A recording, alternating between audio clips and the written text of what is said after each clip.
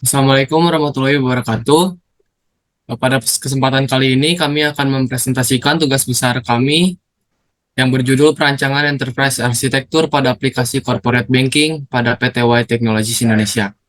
Kelompok kami terdiri dari Taufan Muhammad Ivan, Michal Mulyati Pedro Gautom, dan juga Muhammad Ilham Firmansyah. Selanjutnya, lalu ada latar belakang, itu deskripsi singkat. PTY Technologies Indonesia adalah suatu perusahaan berbasis teknologi yang menawarkan penjualan software dan juga konsultan IT yang berfokus pada aplikasi yang mereka miliki, yaitu perbankan korporat. Lalu ada perkembangan teknologi. Dengan perkembangan teknologi yang semakin canggih, PTY Technologies Indonesia membutuhkan suatu pengembangan pada aplikasi banking yang mereka miliki agar proses bisnis yang berjalan akan semakin kompleks dan baik. Enterprise arsitektur adalah suatu cara agar proses bisnis yang berjalan pada perusahaan ini berjalan dengan baik. Lalu ada tujuan.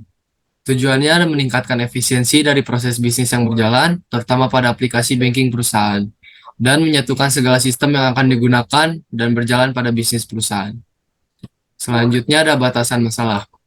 Yang pertama ada perancangan enterprise arsitektur ini akan membahas mengenai aplikasi perbankan dari PTY Technologies Indonesia. Yang kedua ada perancangan enterprise arsitektur ini juga akan memenuhi kebutuhan dari proses bisnis yang akan dilakukan. Dan yang ketiga, perancangan enterprise arsitektur ini juga hanya akan membangun arsitektur bisnis, arsitektur data, arsitektur aplikasi, arsitektur teknologi, dan membuat analisis JAP. Selanjutnya ada cakupan perancangan EA. Yang pertama adalah melakukan integrasi kepada sistem-sistem yang ada pada perusahaan. Yang kedua, meningkatkan efisiensi dari adanya perancangan EA ini. Yang ketiga, meningkatkan keamanan data perusahaan maupun customer. Dan yang keempat, meningkatkan kenyamanan user dalam menggunakan aplikasi. Lalu, selanjutnya metode yang digunakan.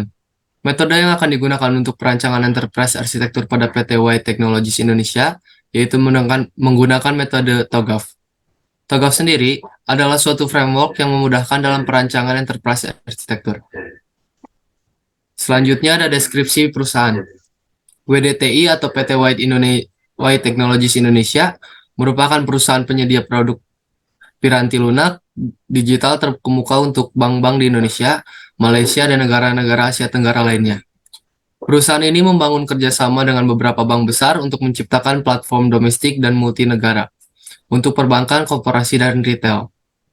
Dengan pemenang penghargaan solusi perbankan transaksi Prime Cash, WDTI memungkinkan bank menawarkan solusi inovatif kepada pelanggan korporasi untuk pengelolaan pembayaran, pengajian, pajak, piutang, likuiditas, dan pembiayaan rantai pasar.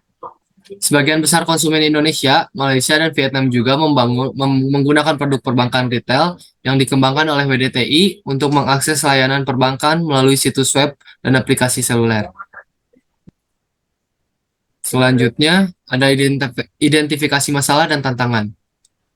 Ada beberapa masalah dan juga yang menjadi tantangan bagi PT White Technologies Indonesia dalam menjalankan bisnisnya. Di antara lain yaitu, sebagai perusahaan yang bergerak di bidang teknologi, PT White Technologies Indonesia tentunya harus siap dengan perkembangan teknologi yang semakin maju, di mana PT White Technologies Indonesia diharapkan mampu terus berinovasi terus dalam bisnisnya. Lalu ada persaingan yang semakin meningkat di bidang perbankan korporat. Berbasis online ini membuat PT White Technologies Indonesia harus bisa membangun keunggulan dari segala aspek. Lalu PT White Technologies Indonesia harus dapat beradaptasi dengan pertumbuhan bisnis yang semakin hari semakin berkembang. Perusahaan juga harus dapat meningkatkan dari segi teknologi dan juga sistem. Sebagai perusahaan yang melakukan proses bisnis di dunia perbankan, tentunya mengharuskan PT White Technologies Indonesia memiliki kewajiban dalam menjaga keamanan data dari customer. Selanjutnya ada stakeholder yang terlibat. Di antara lain ada tim pengembang, arsitektur IT, teknologi informasi, manajer, keamanan, mitra, dan juga customer. Selanjutnya ada pendekatan arsitektur yang akan dijelaskan oleh Ilham Firmansyah. Silahkan. Pertama, pendekatan. Ada tahap perencanaan yang akan dibuatkan suatu tujuan dan cakupan pada perencanaan EA untuk dapat mengidentifikasi stakeholder yang akan menjadi aktor pada perencanaan EA di PT White Technologies Indonesia. Ada juga tahap pengembangan, di mana tahap ini melibatkan analisis, perancangan, dan pengembangan rinci arsitektur bisnis, data, aplikasi, dan teknologi. PT White Technologies Indonesia akan menganalisis kebutuhan bisnis, merancang solusi teknis, dan mengembangkan blueprint arsitektur yang terintegrasi dan sesuai dengan kebutuhan organisasi. Ada juga tahap implementasi, di mana setelah seluruh tahap dari perencanaan telah selesai dilakukan, maka selanjutnya adalah melakukan implementasi rancangan arsitektur yang telah dibuat. Dan terakhir ada tahap pemeliharaan, di mana setelah implementasi dilakukan dan proses implementasi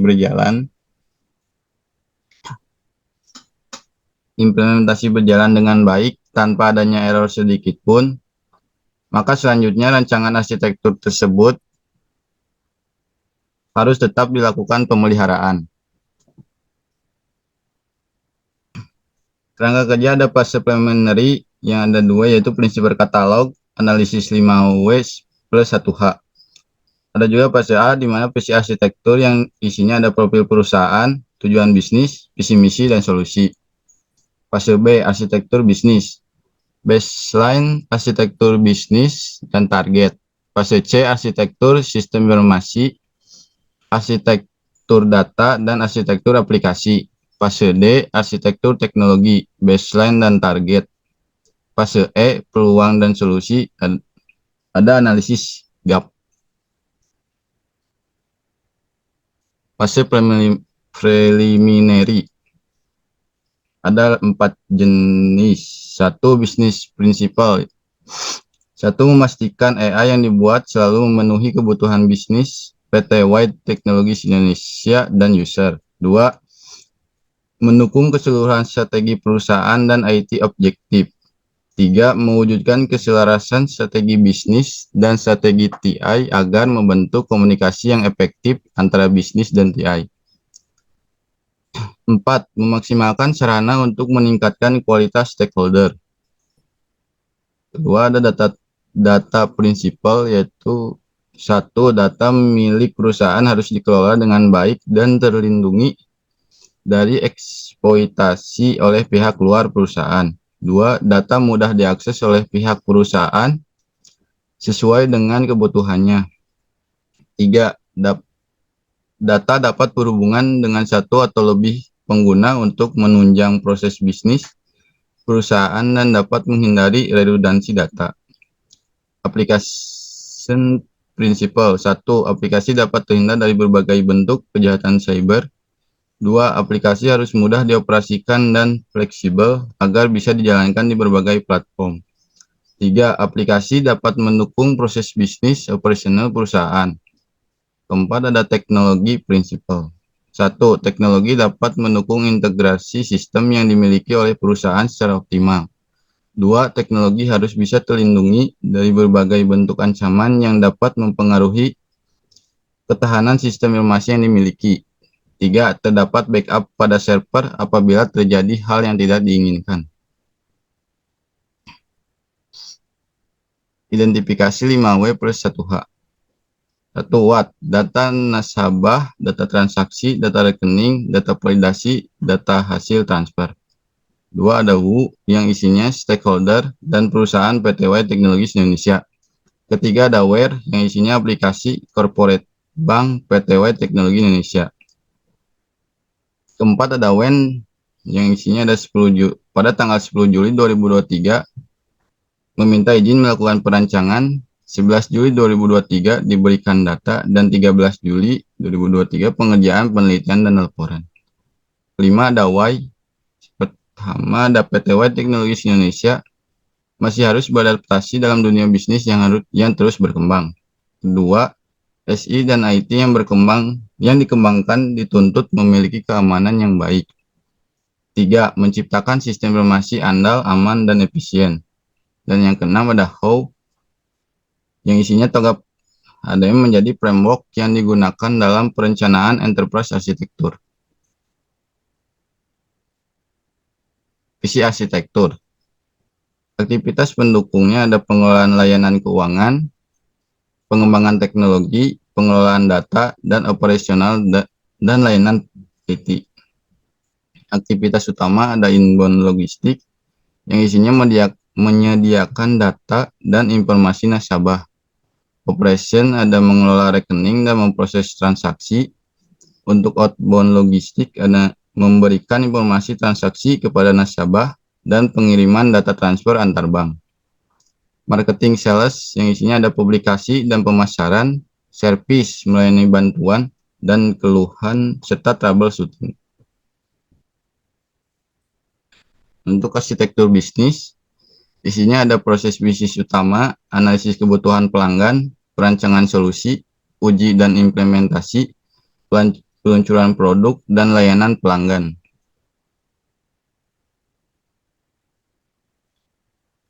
Bisnis service, isinya ada customer yang layanan pembayaran, transfer, pembayaran tagihan, sedangkan pembayaran bank corporate. Ada lagi layanan penggajian, yang dimana penggajian manajemen SDM, penggajian bank corporate. Ada juga layanan pengelolaan keuangan, yang isinya adalah laporan keuangan, likuiditas, dan keuangan. Ada juga layanan biaya dan pinjaman, pembayaran corporate, kredit, serta peminjaman dan pembayaran. Layanan keamanan dan penanganan resiko, yang dimana ada keamanan transaksi, manajemen resiko, dan keamanan dan manajemen risiko. Yang terakhir ada layanan pelanggan dan support, yang dimana dukungan aplikasi serta pelanggan dan support customer. Lalu selanjutnya ada arsitektur data yang akan dijelaskan oleh Taufan Mifan. Silakan. Pada arsitektur data ini terbagi jadi dua, ada entitas data yang memiliki entitas data terpusat, pelanggan korporat, produk dan layanan, transaksi, data keuangan, data SDM, data manajemen risiko, dan data pelaporan. Lalu dibuatan arsiteknya menjadi seperti ini. Yang pertama ada laporan pelanggan dan produk, berrelasi dengan pengelolaan produk dan layanan, lalu juga berrelasi dengan produk pelanggan korporat. Lalu ada bisnis pengelolaan transaksi keuangan yang berrelasi laporan transaksi, dan data keuangan. Lalu juga ada pengelolaan SDM yang bisa melakukan data pelaporan, data SDM, dan data manajemen risiko. Lalu ada data untuk penyimpanan data besar dan juga untuk menyimpan data besar. Lalu arsitektur aplikasi, untuk front-nya itu ada website, pendataan dan login, notifikasi, pengelolaan akun, halaman customer, transaksi keuangan, filter dan produk, dan layanan. Lalu untuk back office-nya, manajemen pengguna itu berrelasi dengan pendaftaran dan login, dengan pengelolaan akun dan halaman customer. Lalu, untuk pengelolaan transaksi itu berrelasi dengan transaksi keuangan dan filter produk. Layanan berrelasi dengan manajemen produk, dan pengelolaan notifikasi berrelasi dengan notifikasi. Lalu manajemen pengguna dan pengelolaan transaksi juga berrelasi dengan keamanan data, sementara manajemen produk berrelasi dengan pengelolaan layanan. Lalu untuk arsitektur teknologinya pada PTW Teknologi Indonesia itu dalam sistemnya itu dibuatkan halaman customer, pendaftaran login, pengelolaan akun, filtering, transaksi keuangan, dan notifikasi yang disambungkan dengan LAN kepada customer dan juga teknologinya. Lalu untuk servernya itu ada file server, database server, dan hosting untuk netnya. Lalu ada peluang dan solusi. Yang pertama ada gap arsitektur bisnis. Lihat bahwa untuk proses aplikasi bank ini, customer itu bisa melakukan daftar, verifikasi akun, transaksi, dan melihat hasil laporan dari aktivitas. Lalu gap arsitektur datanya itu seperti ini, terlihat di legendanya. Yang kuning itu dia hanya ada di baseline-nya. Sementara yang CS dan laporan itu dia juga di baseline, sementara yang biru itu dia data yang ditargetkan.